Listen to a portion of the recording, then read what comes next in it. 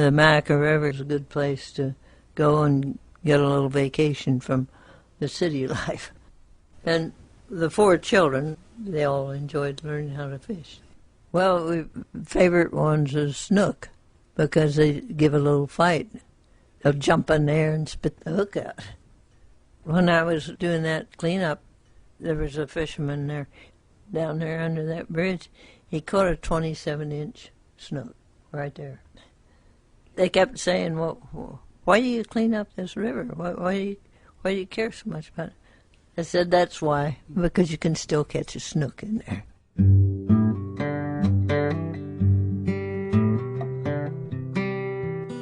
Well, the cleanup of the river has always been a very important thing to me. Since 1993, I started doing it twice a year. It's been worse some years than others. I think some of the young delinquents of the neighborhoods have gotten tamed somewhat. But as I get older, I'm less effective in doing the areas I do, but it has opened up the spirit of other people wanting to do likewise.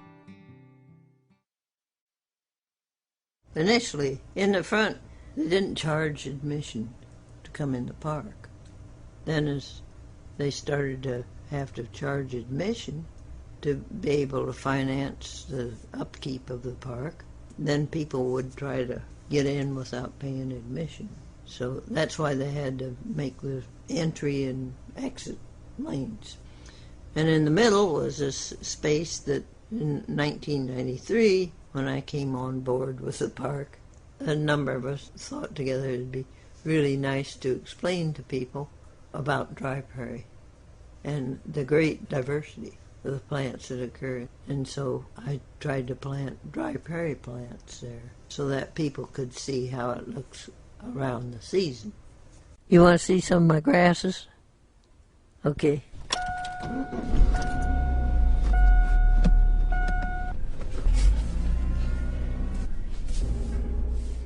You might want to just see what we have here now.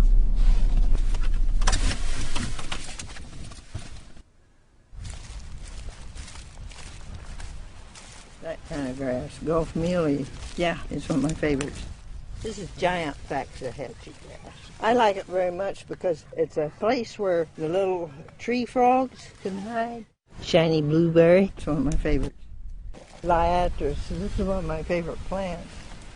Lopsided Indian grass.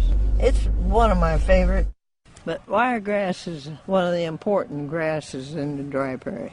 Well, it isn't overcome by other grasses. Even a little tiny bunch of them holds its place. Well, now and then I go through and get some of the stuff out. A lot of pepper grass. We can't take our time to pull that all out.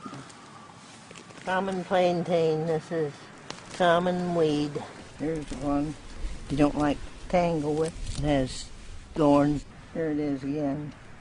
Shoot, the name, I can't pull it out of my stupid brain right now. I don't like it. I don't like that plant very much.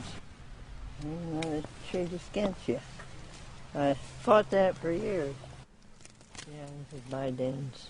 It takes over every place it's in. It thinks it has every right to be here. Yeah, it's spiky. We don't need it. It won't do too well now. There's certain grasses that are very invasive, and you don't want those in that area. For some reason, people will plant something that is not like the regular plants.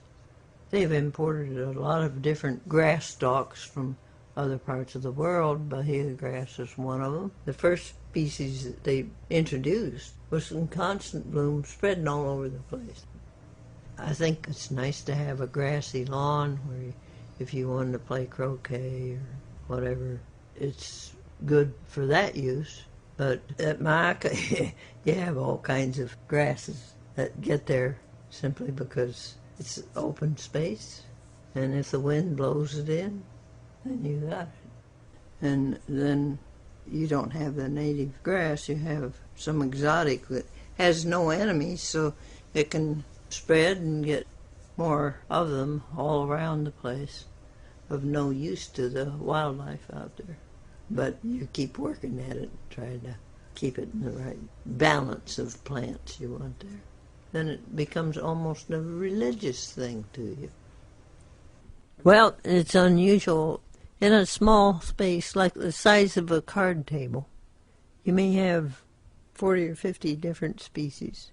You take oaks or pines, they have to take too big a space for each individual. In the dry prairie, if you keep it burned and keep the other plants from taking over, then you have a very diverse group of plants. And you need all these kinds of little forbs and grasses. Some tiny birds need little tiny things to eat. That's the great thing about diversity, being able to meet the needs of all the different wildlife. I frequently work on Mondays. I don't keep track of how much time I spend. Well, for one thing, one of the issues I have, the head of the Department of Environmental Protection is the head of the park system. They should be regulating activities like phosphate mining. They shouldn't allow them to mess with the wetlands and destroy them. And they aren't regulating it. They really aren't doing their job. So I don't report my hours to them. Why should I make them feel nice and fuzzy about all these hours that I spend out there taking care of the area? It's kind of a sick attitude, but that's my attitude.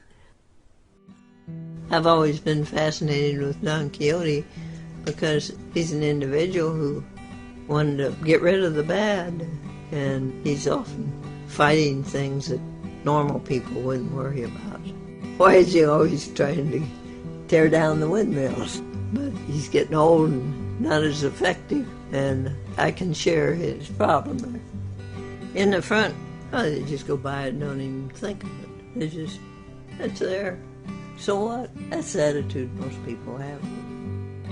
Right now it's just little green grasses. In the fall, you can see the lopsided Indian grass, which is a very beautiful plant. Well, it's a grass that it gets all the flowers on one side, and so it sort of looks like a bunch of flags flying. You almost feel patriotic when you see a tall stand of lopsided Indian grass. It makes you feel like, everything's growing well.